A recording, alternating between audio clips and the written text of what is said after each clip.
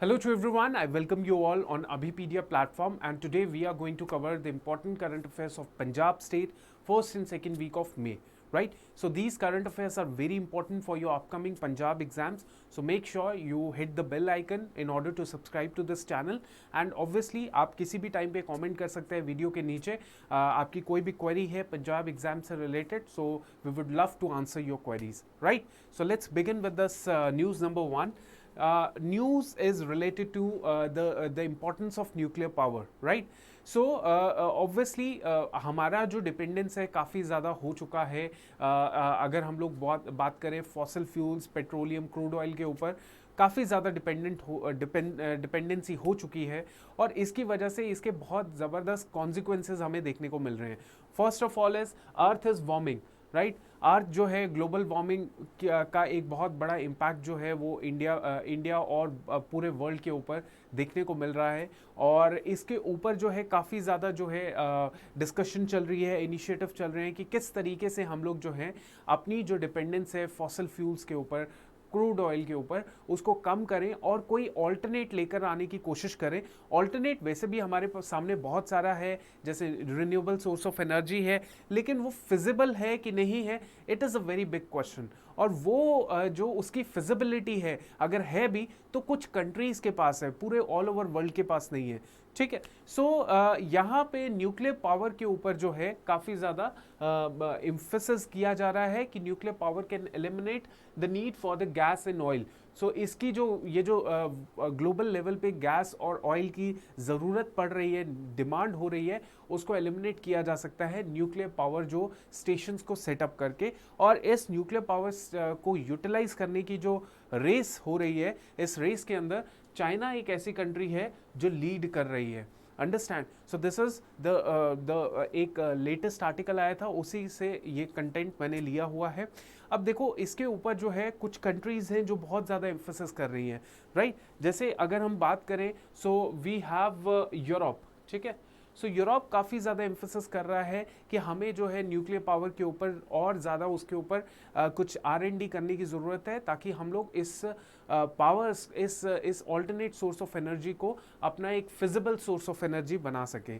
Right? सो ये जो ज़रूरत है कि हमें एक ऑल्टरनेट सोर्स के ऊपर ज़्यादा अब एम्फेसिस करना ही पड़ेगा. क्यों? क्योंकि ये जो क्रूड ऑयल है, ये जो गैस है, इसकी जो डिमांड है वो बढ़ती गई. राइट? इसकी डिमांड बढ़ती जा रही है, लेकिन द प्रॉब्लम इज कि अगर इसकी सप्लाई में शॉर्टेज हो जाए, लिमिटेशन हो जाए, तो ये डिमांड और सप्लाई का जो गैप होगा, जिसकी वजह से ultimately what would take place inflation of that particular commodity. Right? यहाँ पे क्या है कि यहाँ पे डिमांड जो है वो किसकी डिमांड, जो गैस है, क्रूड ऑयल है, उसकी डिमांड बढ़ती जा रही है, सप्लाई लिमिटेड हो रही है, जिसकी वजह से प्राइस जो है वो ऑब्वियसली राइज करेगा, इन्फ्लेटेड आपको प्राइस दिखेगा कमोडिटी का. अंडरस्टैंड? और ये चीज़ तब होती है जब कोई भी या तो यहाँ से सप्लाई में कोई ना कोई इशू आना शुरू हो जाए. जैसे फॉर एग्जांपल अगर हम बात करें रशिया यूक्रेन वॉर की, तो रशिया यूक्रेन वॉर, रशिया एक बड़ा मेजर सप्लायर है इन सोर्सेज का. ये जो क्रूड ऑयल है, गैस है, इसका मेजर सप्लायर है. तो कहीं ना कहीं वॉर की वजह से ये जो सप्लाई है ये रुक गई, जिसकी वजह से डिमांड तो रुकेगी नहीं, डिमांड तो वैसे ही बढ़ती जा रही है. तो उसकी वजह से ये रियलाइज़ हुआ कि हमें कोई ना कोई ऑल्टरनेट सोर्स के ऊपर रिलाई करना ही पड़ेगा. इनफैक्ट जो फ्रेंच के प्रेसिडेंट है, फ्रांस के प्रेसिडेंट है Emmanuel Macron, he said that the time has come for the nuclear renaissance. ठीक है? न्यूक्लियर रेनेसा मतलब एक ऐसा चेंज लाना चाहिए, एक ऐसी टेक्नोलॉजी को बनाने की ज़रूरत है जो सबके लिए एक्सेसिबल है, और उस एक्सेसिबिलिटी के द्वारा कोई भी कंट्री, चाहे छोटी कंट्री है, बड़ी कंट्री है, वो अपना जो सप्लाई सोर्स है उसको मेंटेन कर पाए और आगे जाके ग्रो करे. राइट? चलो, सो यही है कि न्यूक्लियर पावर स्टेशंस हमारे इंडिया में भी सेटअप है, जापान में भी सेटअप है, बाकी कंट्रीज़ में भी है, यूएस में भी है, रशिया में भी है, चाइना में भी है. लेकिन यहाँ पे एक इशू दूसरी साइड ऑफ द कॉइन ये है कि इन न्यूक्लियर पावर स्टेशंस में अगर छोटा मोटा भी एक्सीडेंट हो जाए तो वो कहीं ना कहीं कंट्रोल करना बहुत मुश्किल हो जाता है, और उससे जो है कई पीढ़ियों तक, कई जनरेशन तक उसका इम्पैक्ट हमें देखने को मिलता है। जैसे आपने रिसेंट पास में आपने देखा होगा, जापान में फ्यूकुशिमा जो न्यूक्लियर पावर स्टेशन था वहाँ पे एक्सीडेंट हुआ था, और उसकी वजह से काफ़ी ज़्यादा रेडिएशंस जो हैं उस एरिया में फैल गई थी, और काफ़ी इम्पैक्ट जो है नेगेटिव इम्पैक्ट देखा गया था। तो जो वर्ल्ड है वो इसका दूसरा साइड भी जानता है कि न्यूक्लियर पावर स्टेशंस के का दूसरा साइड यह है कि इससे अगर इसको कंट्रोल नहीं किया गया तो ये पूरा का पूरा एक कंप्लीट डैमेज कर देगा उस जनरेशन को और अगले आने वाली जनरेशन को। अगर थोड़ा सा भी इसके 19-20 रहा, इसको प्रॉपरली इसको प्रोटेक्ट नहीं किया गया, और all these things are there, right. But फिर भी ये बोला जा रहा है कि because of rising gas prices, because of uncertainty about the supply, we have to look for the atomic energy. Atomic energy seems to be a changing in the world, ठीक है। ये एनर्जी जो है अब रिक्वायर्ड है, need of an hour है, right. चलो, so एक और डेटा है, that is fossil fuel produce 2/3 of the world's electricity and green house gas emission, तो ये याद रखिएगा। दूसरी बात ये है, this is very important data. So Harvard university की स्टडी रही जिसमें बोला गया कि इन 2018 के अंदर air pollution from the fossil fuels killed 8 million people, they have killed 8 million people. तो यू नो इंडिया इससे बहुत ज़्यादा अच्छे से जानता है कि फॉसिल फ्यूल के यूसेज की वजह से कितना ज़्यादा एयर पोल्यूशन हुआ है। दिल्ली में देखिए, Delhi is sometime used to be called as gas chamber, है ना, गैस चैम्बर उसे कहा जाता था। So it all happened because of the air pollution, और एयर पोल्यूशन कहाँ से निकल के आता है, जो फॉसिल फ्यूल्स का इस्तेमाल किया जाता है, राइट। सो ये बोला गया है कि इसका देखिए क्रूड ऑयल और ये सब गैसेस का, फॉसिल फ्यूल्स का जितना ज़्यादा इस्तेमाल होगा उससे और भी खतरा हो सकता है। Rather than this, we have to go for some great innovation in the atomic power stations, और उसको इस्तेमाल करना अभी टाइम आ चुका है, उसका इस्तेमाल प्रॉपर करना, ठीक है। चलिए, अब दूसरा जो इम्पोर्टेंट न्यूज़ है that is related to MOU, memorandum of understanding, जो साइन किया गया।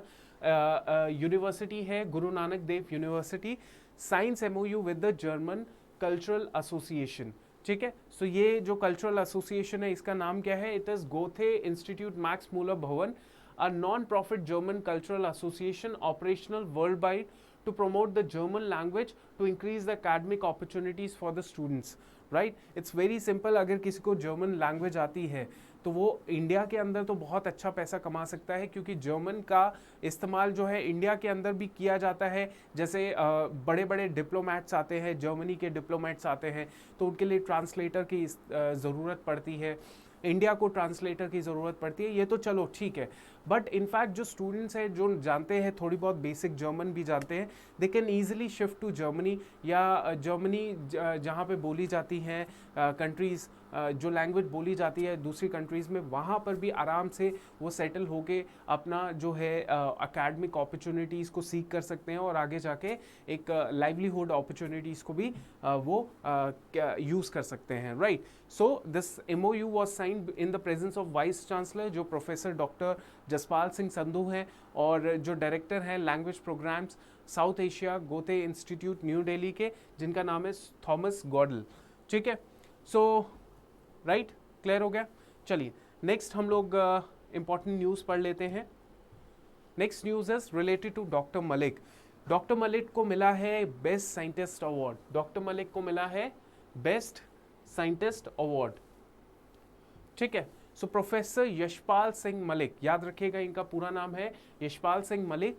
ही इज डीन कॉलेज, डीन है ये college of animal biotechnology, Guru Angad Dev veterinary and animal science university के, और इनको जो है ये सेलेक्ट हुए हैं बेस्ट साइंटिस्ट अवार्ड के by the national academy of biological sciences in the field of veterinary and fisheries, ठीक है। सो ये डॉक्टर मलिक है, इनको बेस्ट साइंटिस्ट अवार्ड मिला है। Let's talk about little bit about this great personality. अब पहली बात तो ये है कि ये अवार्ड जो है वो दिया गया during the annual conference of academy, जो कि हेल्ड है इन चेन्नई सितंबर 2022 में ये अवार्ड दिया जाएगा। और दूसरी बात यह है कि professor Malik is a highly decorated scientist in the field of animal biotechnology. He is working on host pathogen interaction. तो ये कुछ बायोटेक्नोलॉजी की कुछ अपनी अपनी फील्ड्स होती हैं, उसके अंदर ये काम कर रहे हैं.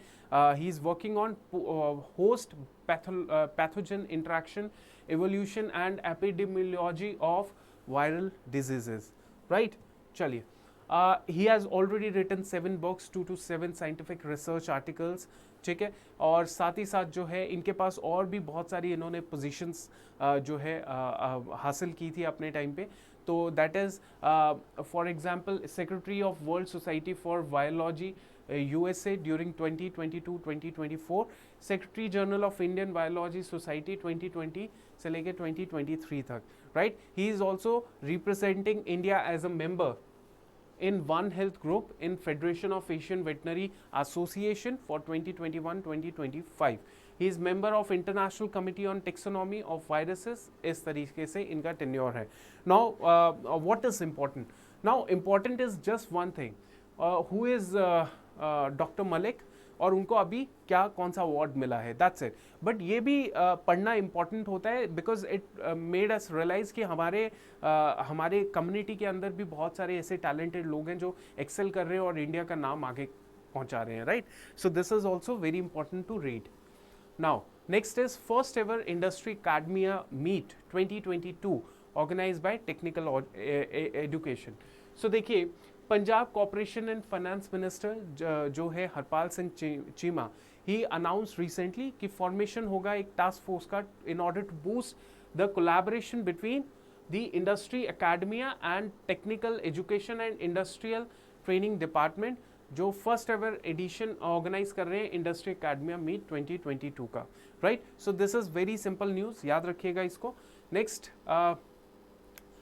Right, okay.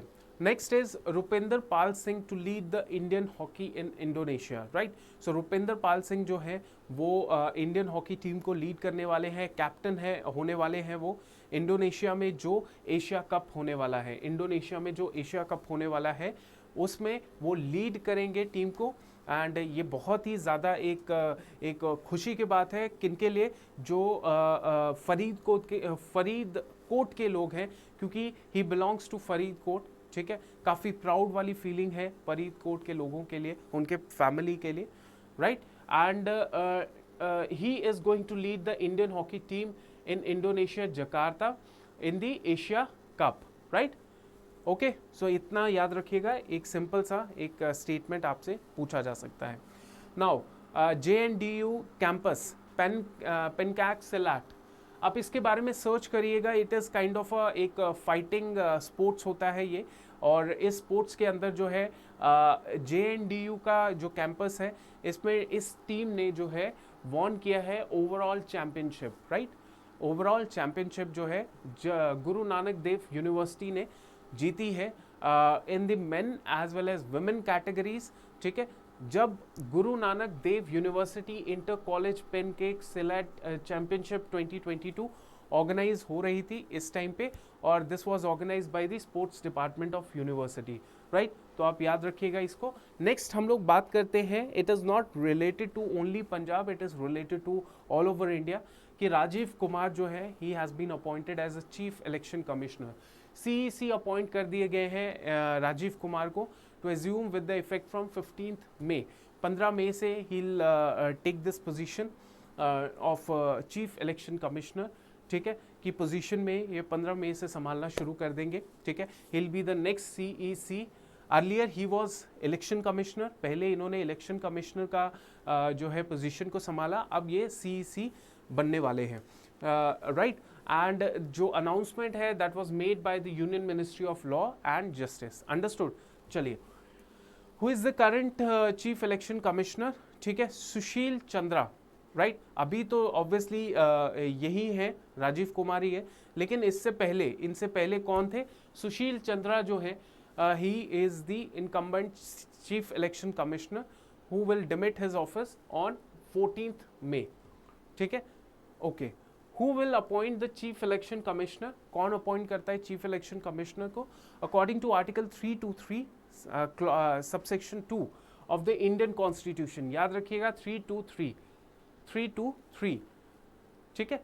Chief election commissioner जो है will be appointed by the president of India, chief election commissioner will be appointed by the president of India, right. Next is what were the earlier position held by the Rajiv Kumar, है ना, Rajiv Kumar sir ने कैसे कौन कौन सी positions को handle किया है?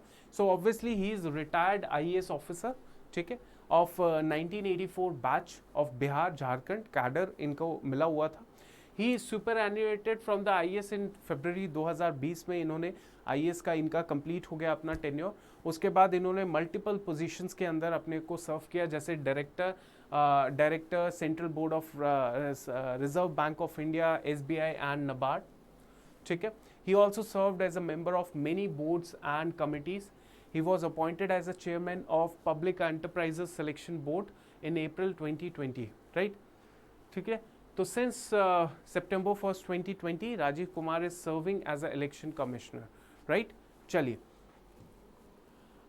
what is the structure of election commission of India? मैंने आपको आर्टिकल बता दिया 323 ऑफ द कॉन्स्टिट्यूशन के हिसाब से इलेक्शन कमीशन ऑफ इंडिया जो है शैल कंसिस्ट ऑफ CEC, एक चीफ इलेक्शन कमिश्नर होगा, एक चीफ इलेक्शन कमिश्नर होगा, एंड अदर जो है इलेक्शन कमिश्नर्स होंगे एज टाइम टू टाइम, जब जो प्रेसिडेंट डिसाइड करेंगे उस हिसाब से।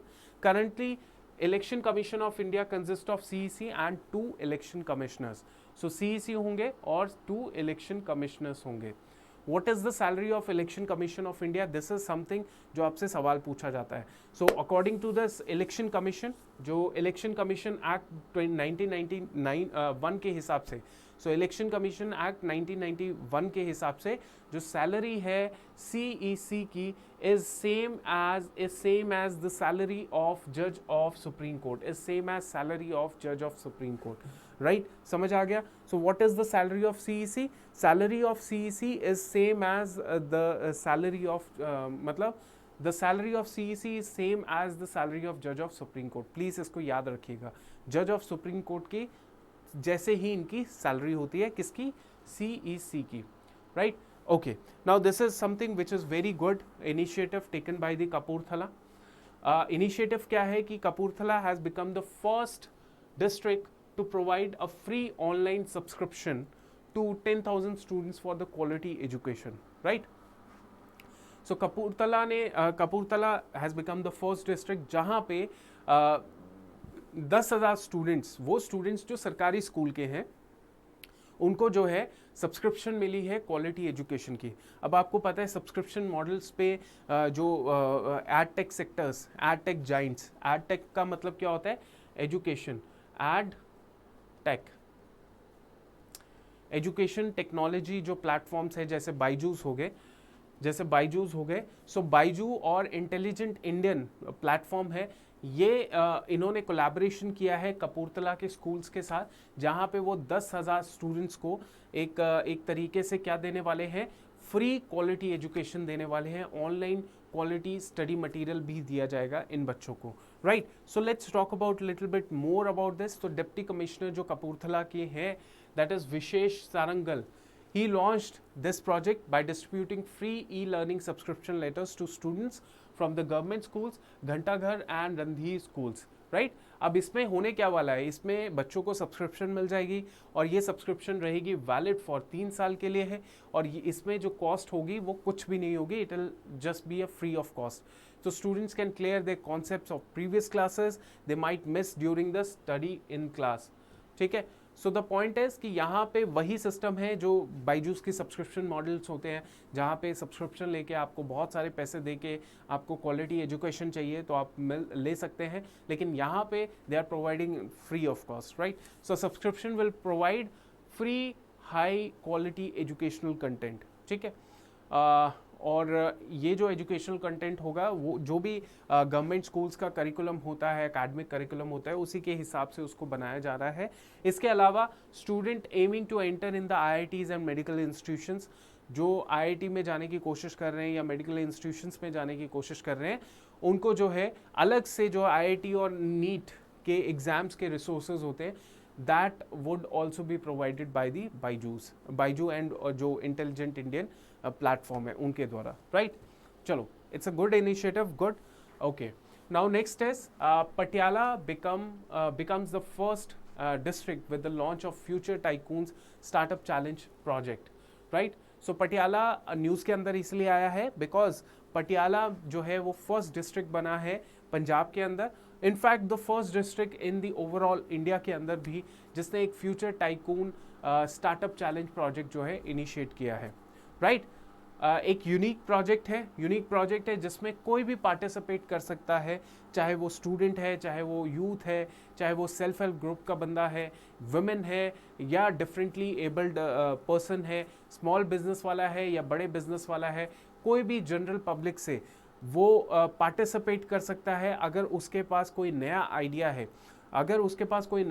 तो उस नए आइडिया से वो अपना बिजनेस बिल्ड कर सकता है, उसकी मदद करेगा ये प्रोजेक्ट। कौन project? This future tycoon startup challenge project, right?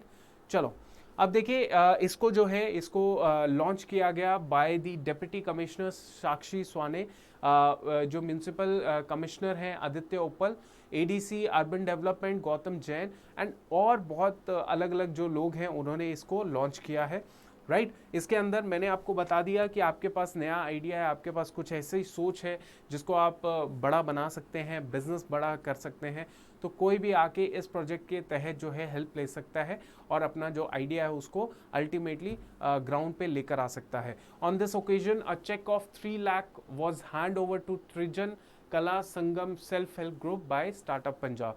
3 lakh रुपया इस पर्टिकुलर सेल्फ हेल्प ग्रुप को दिया गया इसी ओकेजन में इनिशिएट करने के लिए कि अब हम इनिशिएट कर चुके हैं प्रोजेक्ट के अंदर लोगों को हेल्प करने के लिए, ठीक है? ओके, इसके अंदर होगा क्या? Patiala is become the first district not only in Punjab but also in the country. तो देखो आपके पंजाब के एग्जाम्स में ये it is something which is so important for you, right? So अब इसमें जो है उनकी मदद की जाएगी जो अपने कोई भी छोटा मोटा जो बिजनेस चला रहे हैं या मेंबर हैं सेल्फ हेल्प ग्रुप के, अगर उनको और बेटर करना है और बढ़िया करना है, they can take the help of district administration, angel investors का इस्तेमाल कर सकते हैं, यूज हेल्प ले सकते हैं। सो बहुत सारे लोग जो हैं प्लेटफॉर्म में जुड़े होंगे, they can help each other, right? So इसमें क्या है, under this project any one can come forward and they who want to expand their business or who want to start a new business, they can start a new venture of business. Their ideas, plans, suggestions are if if they want to implement them, ठीक है, realistically, तो obviously यहाँ पे बहुत सारे लोग आपकी मदद करने के लिए तैयार हैं, right? चलिए, so this is all for today's class. I hope you like this session, right? And अगर आपको पसंद आता है ये सेशन तो मेक श्योर कीजिए you hit the bell icon. आप कमेंट भी कर सकते हैं, आप लाइक भी कर सकते हैं, ऑब्वियसली बिकॉज इन चीज़ों को बनाने के लिए a lot of initiative efforts की ज़रूरत होती है जो आप अपनी तरफ से अप्रिशिएट कर सकते हैं bye liking the particular video, right? So wish you all the very best of luck, thank you and keep working.